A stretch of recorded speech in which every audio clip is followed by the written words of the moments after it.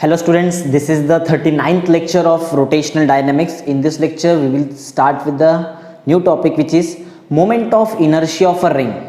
ठीक है, आज हम पढ़ने वाले हैं moment of inertia of a ring. Ring का मोमेंट ऑफ इनर्शिया आज हम निकालने वाले हैं. ठीक है, ये आपका टॉपिक 39th टॉपिक है. ठीक है, सो लेट्स स्टार्ट. देखते हैं how to find moment of inertia of a ring. Okay, this is your lecture number 39. ठीक है, and our topic is moment of inertia of a ring. Ring का आपको moment of inertia निकालना है. जैसे मैंने आपको ऑलरेडी बहुत बार बताया है कि moment of inertia is always calculated about an axis of rotation. हमेशा एक एक्सिस ऑफ रोटेशन के about he moment of inertia निकलता है. ठीक है, तो यहाँ भी कोई ना कोई एक्स ऑफ रोटेशन होना चाहिए, तो हम एक एक्स ऑफ रोटेशन लेते हैं. ठीक है, देखो आप ध्यान दो क्या है. Moment of inertia of a ring about an axis of rotation.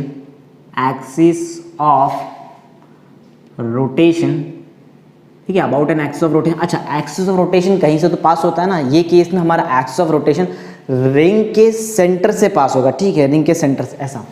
तो क्या लिखा है, moment of inertia of a ring about an axis of rotation passing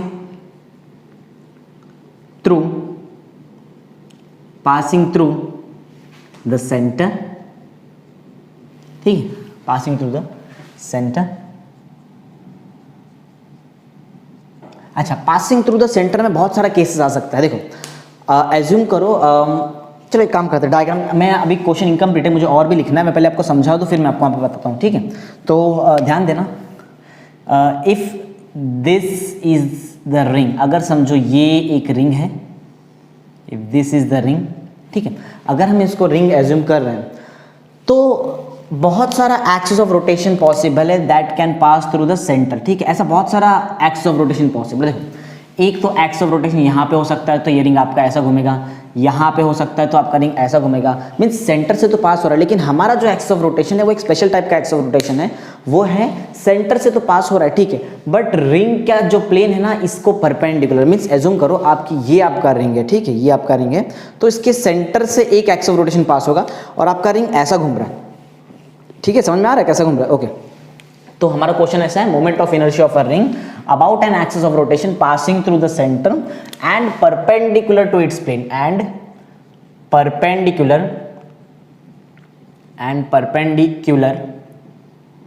to its plane. ठीक है, perpendicular to its plane. Plane को perpendicular है. किसके plane को? इट्स प्लेन मीन्स किसका प्लेन होगा? वो रिंग का प्लेन होगा. ठीक है, तो आई होप आपको क्वेश्चन एकदम प्रॉपर्ली समझा है कि हमारा क्वेश्चन एक्चुअल में है क्या. क्वेश्चन है moment of inertia of a ring about an axis of rotation passing through the center and perpendicular to its plane. चलो, अब टाइम आ गया कि मैं आपको यहाँ पे एक्सिस ऑफ रोटेशन बता दूँ. कहाँ पे हमारा axis of rotation? This is your axis of rotation. ठीक है, ये है आपका एक्सिस ऑफ रोटेशन. इसके अबाउट आपका जो रिंग है वो रोटेट हो रहा है. ठीक है, this is your axis of rotation. आपका रिंग कुछ ऐसा मूव हो रहा है, राइट ना. ओके, अब अगर हमको इसका एक्सिस ऑफ रोटेशन के अबाउट मोमेंट ऑफ इनर्शिया निकालना है तो कैसे निकालेंगे? बहुत इजी सा ये टॉपिक है. देखो, इतना समझ लो, अगर मैं ये एज्यूम करता हूँ, if the whole mass of this ring is capital M. अगर मैं ये पूरे रिंग का मास को कैपिटल एम एज्यूम करता हूँ, तो ये जो छोटा सा मास यहाँ पे होगा ना, ये देखा, ये इतना सा मास, जो छोटा सा मास यहाँ पे है, ये मास हमारे लिए डीएम होगा. ठीक है, स्मॉल एलिमेंट का मास है डीएम. और हर बार मैं जो भी स्मॉल एलिमेंट देखने वाला हूँ, ये हर स्मॉल एलिमेंट इक्वल डिस्टेंस पे है फ्रॉम द सेंटर या फिर from the axis of rotation. अगर मैं ये स्मॉल एलिमेंट का डिस्टेंस देखूं from this centre, that will be R which is the radius of the ring. ठीक है, ऐसा. तो जितना भी स्मॉल एलिमेंट है, वो सारे स्मॉल एलिमेंट क्या है? That all small elements are at a equal distance from the centre, और we can say from the axis of rotation से वो इक्वल डिस्टेंस पे है. मीन्स हर बार डिस्टेंस कॉन्स्टेंट है. ठीक है, और and the distance is r. देखो, मैं दो पैरामीटर यहाँ पे इंट्रोड्यूस कर रहा हूँ. First is mass of the ring. Capital M is the whole mass of the ring. ठीक है, फिर मैंने सेकंड पैरामीटर ये बताया, radius. Capital R is the radius of the ring. ठीक है, और रेडियस का एक यहाँ पे सबसे मेन इंपॉर्टेंट क्या है कि जो स्मॉल मासेस है ना, डीएम डीएम डीएम डीएम करके, जिससे आपका टोटल मास कैपिटल एम बनने वाला है, every small element dm is at the same distance from the axis of rotation and the distance is capital R, वो capital R distance पे, ठीक है। अब हमको चाहिए तो हम यहाँ बना के दिखा सकते हैं, कोई प्रॉब्लम नहीं है। If this is the centre and this is the small element, अगर मैं इसको स्मॉल एलिमेंट एज्यूम करता हूँ, then the distance of the small element from the axis of rotation is capital R, which is the radius of the ring. ये R जो है वो है आपका रेडियस, ठीक है। और मैंने एक और चीज़ बताया है, the whole mass of the ring is capital M। अगर मैं ये पूरे रिंग का मास देखूँ, the whole mass of the ring is capital M। तो ठीक है, बहुत सिंपल सा कंसेप्ट है। तो दो थियोरेटिकल पॉइंट लिखेंगे और फटाफट हम इसको सॉल्व कर लेंगे, ठीक है। सो लेट्स स्टार्ट करते हैं और देखते हैं हम क्या क्या है इसमें पॉइंट। देखो सबसे पहला पॉइंट तो मैं बताऊंगा, ये जो भी मुझे डायग्राम में दिख रहा है वो, ठीक है। We have considered a ring, ठीक है, of radius capital R and mass capital M, of which we have to find the moment of inertia about an axis of rotation passing through its center and perpendicular to its plane। जो भी diagram में दिख रहा है वही बोल रहा हूँ मैं, कुछ ये इतना याद करने लायक पॉइंट नहीं है, ठीक है। तो हमने क्या क्या देखा, we have considered a ring, ठीक है।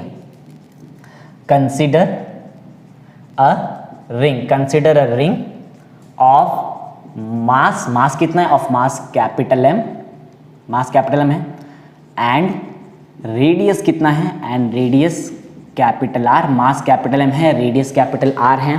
करना क्या है, we have to find the moment of inertia, ठीक है। तो मैंने क्या लिखा है, consider ring of mass capital M and radius capital R, of which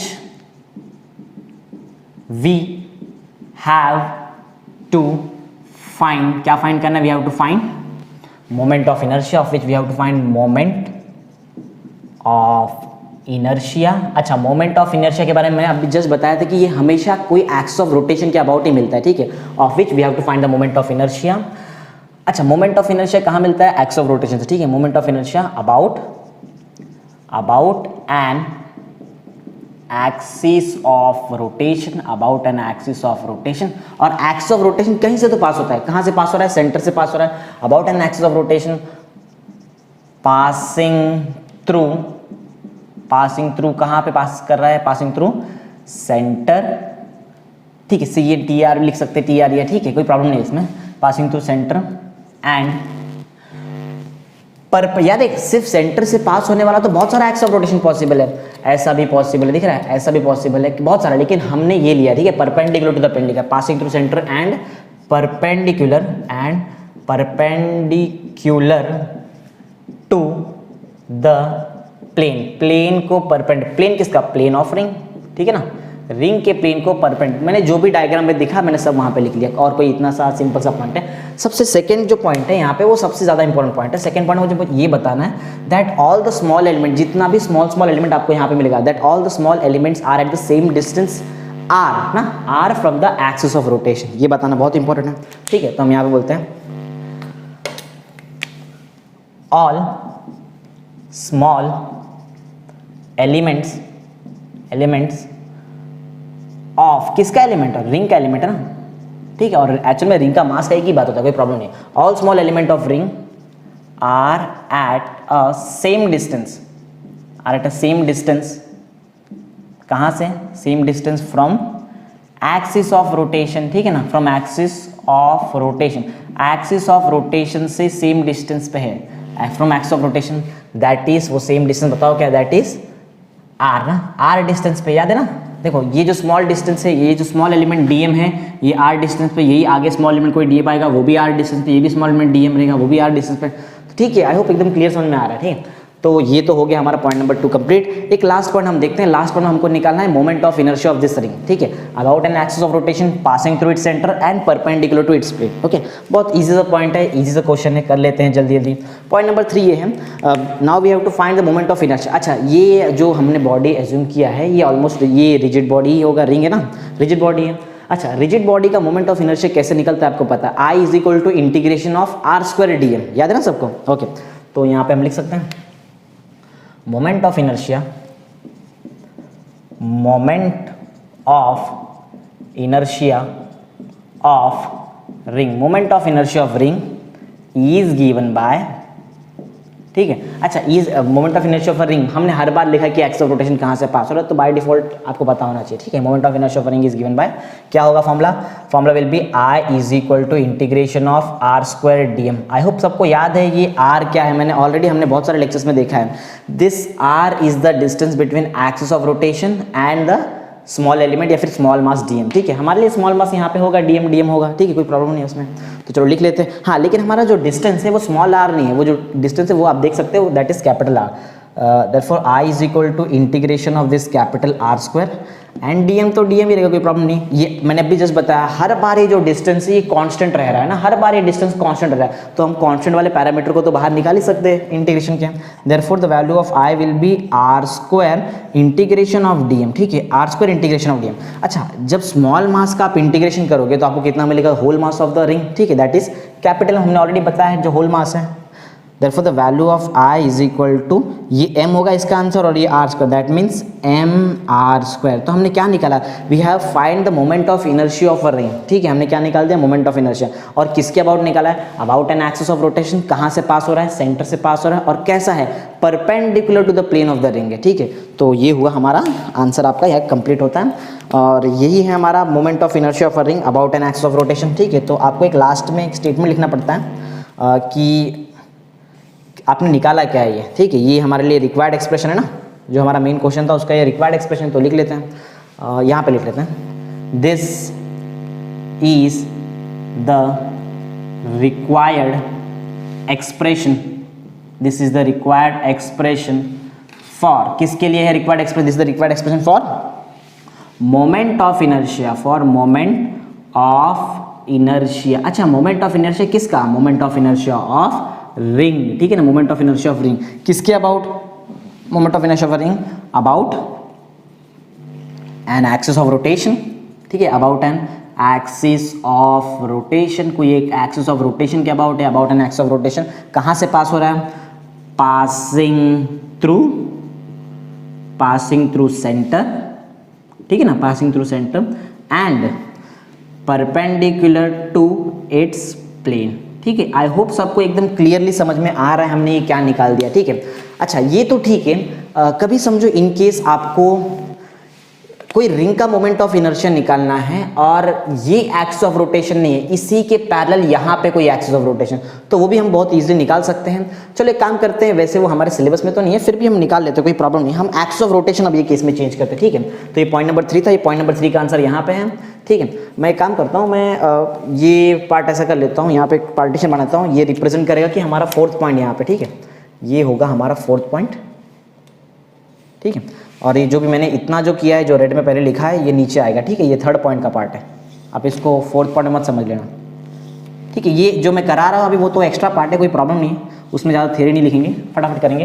point number 4 देखो, पॉइंट नंबर 4 ये है कि अगर आपको एक्सिस ऑफ रोटेशन चेंज करके मिले इसमें से, तो देखते तब निकालने आएगा क्या। देखो, अगर मैं आपको ऐसा बोलूँ, we have to find the moment of, चलो ये रिंग को मैं एक छोटा यहाँ बना लेता हूँ, ठीक है, ये हम ज़्यादा बड़ा नहीं करेंगे, जस्ट जल्दी कंप्लीट कर लेते हैं। ये एक रिंग हुआ आपका, ठीक है, दिस इज द सेंटर, ठीक है, and here is one of the axis of rotation which is passing through the centre of the ring and perpendicular to the its plane, ठीक है, ये एक एक्सिस ऑफ रोटेशन है। चलो ये axis of rotation को मैं, जैसे मैंने ऑलरेडी सॉल्व किया है, इसको मैंने आई नाम लिया, ठीक है, आई, जिसका आंसर मेरे पास ऑलरेडी अवेलेबल है। Suppose you have to find the moment of inertia of a ring about an another axis of rotation, कोई दूसरा एक्सिस ऑफ रोटेशन ना, ठीक है। ये समझो आपका जो एक्सिस ऑफ रोटेशन है वो यहाँ पे आता है, ठीक है। If this is your axis of rotation, समझो मैं इसको बोलता हूँ आई डैश, ठीक है। देखो, मैं आपको इतना पहली बात तो क्लियर होना चाहिए, अगर मैं एक्सिस ऑफ रोटेशन चेंज कर दूं मींस मोमेंट ऑफ इनर्शिया भी चेंज हो जाएगा, ठीक है ना, क्योंकि मोमेंट ऑफ इनर्शिया डिपेंड किस पे करता है, position of axis of rotation. If I am changing the position of axis of rotation, definitely the moment of inertia of the rigid body और the ring will change, confirm उसको change होना ही है। अब मैंने क्या कर दिया है, मैंने ये जो axis of rotation he change कर लिया यहाँ पे। अब देखो मेरा axis of rotation extreme and पे है एकदम। अच्छा, एक बात मैं आपको क्लियर करा दूं यहाँ पे, this distance between two parallel axis of rotation is capital R which is the radius of the ring, ठीक है। मैं रिंग वाला ही कंसेप्ट कर रहा हूँ, ठीक है, खाली मेरा पॉइंट यहाँ पे अलग है। Here I have to find the moment of inertia of a ring about an axis of rotation which is at the extreme, ठीक है, एकदम एक्सट्रीम पे, या फिर आप बोल सकते हो circumference, which is at the circumference of the ring and perpendicular to its plane. देखो मैं यहाँ पे चेंज करता हूँ क्वेश्चन हमारा, मैं एक और क्वेश्चन यहीं पे आपको करा देता हूँ। Moment of inertia of ring about an axis of rotation, about an axis of rotation, ठीक है ना, about an axis of rotation, कहाँ से पास हो, about an axis of rotation, passing through, कहाँ से पास हो रहा है, पासिंग थ्रू सर्कमफरेंस, ठीक है ना, सर्कमफरेंस से पास हो रहा है, दिख रहा है ना आपको, पासिंग थ्रू सर्कमफरेंस, एंड अभी भी ये परपेंडिकुलर टू द प्लेन है, ठीक है, and perpendicular to its plane, and perpendicular, ठीक है, and perpendicular to its plane, plane को परपेंड, इट्स प्लेन मीन्स रिंग का प्लेन, और क्या। अच्छा, ये केस में आपको, अगर मैं आपको ऐसा डायग्राम, तो आपके माइंड में एक पॉइंट क्लिक हो जाना चाहिए कि सर ये almost theorem of parallel axis जैसा दिख रहा है। डेफिनेटली इधर यहाँ पे हमको थ्योरम ऑफ पैरेलल एक्सिस से लगाना है, ठीक है, तो हम यहाँ पे यूज करते हैं थ्योरम ऑफ पैरेलल एक्सिस, जिससे हमको ये आई डैश का आंसर बहुत ईजिली मिल सकता है, ठीक है। तो यहाँ पे आएगा यूजिंग या फिर by theorem of parallel axis, ठीक है, या फिर फ्रॉम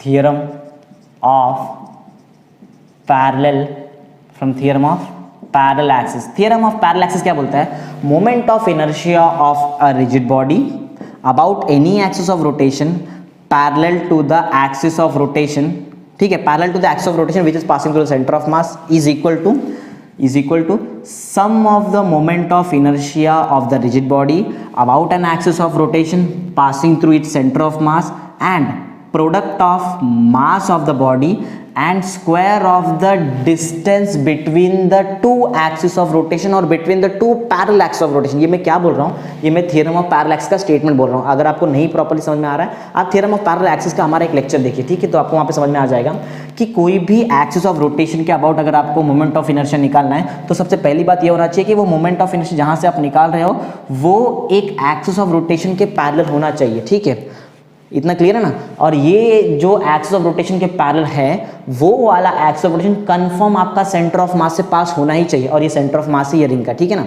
तो आंसर क्या होगा, कोई भी एक्सिस ऑफ रोटेशन जो पैरेलल है एक एक्सिस ऑफ रोटेशन से जो सेंटर ऑफ मास से पास हो रहा है, उसका आंसर होता है sum of the moment of inertia of the ring, जो ये दिख रहा है अबाउट ये वाला axis of rotation, plus product of mass and square of distance between the two parallel axis of rotation. दो पैरेलल एक्सिस ऑफ रोटेशन के बीच का डिस्टेंस है r, तो r का स्क्वायर, ठीक है। ऑलरेडी मेरे पास i का आंसर अवेलेबल, आप देख सकते हो i का वैल्यू होता है mr², ठीक है। तो मैं यहाँ पे पुट कर लेता हूँ, i dash will be is equal to mr² plus mr², that is i dash का जो वैल्यू है i dash is equal to 2 times mr²। I hope आपको समझ में आ रहा है मैं कैसे निकाल रहा हूँ, ठीक है। इतना चीज़ तो हमारे टेक्स्ट बुक में ऑलरेडी अवेलेबल है, हमारे महाराष्ट्र स्टेट गवर्नमेंट के टेक्स्ट में इतना तो अवेलेबल है, इतना तो सबको आता है, कुछ नया चीज़ आपको आना चाहिए, ठीक है। तो ये है वो नया चीज़ कि मोमेंट ऑफ इनर्शिया कोई और एक्सिस ऑफ रोटेशन के अबाउट भी आप निकाल के देखो, आपको already theorem of parallel axis मैंने सिखाया, थ्योरम ऑफ परपेंडिकुलर एक्सिस भी सिखाया, तो वो यूज़ करके आप निकाल सकते हैं, कोई प्रॉब्लम नहीं। So this is the moment of inertia of a ring ना, लेकिन ये केस में हमारा एक्सिस ऑफ रोटेशन अलग है ना, तो इसके लिए भी हम एक स्टेटमेंट लिख देंगे, कोई प्रॉब्लम नहीं है।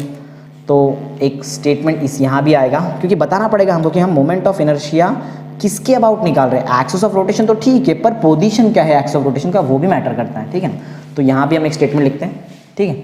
यहाँ का स्टेटमेंट होगा, ये क्या है, this is the required expression, this is the required expression for what, required expression of moment of inertia, moment of inertia of what, moment of inertia of ring ना, moment of inertia of ring about, ठीक है ना, about क्या, about axis of rotation, about an axis of rotation, एक axis of rotation के about है, about an axis of rotation, कहाँ से पास हो रहा है, पासिंग थ्रू इट सर्कमफरेंस, ये होता है ना सर्कमफरेंस, या फिर टचिंग द सर्कमफरेंस, कुछ भी बोल सकते हो आप, पासिंग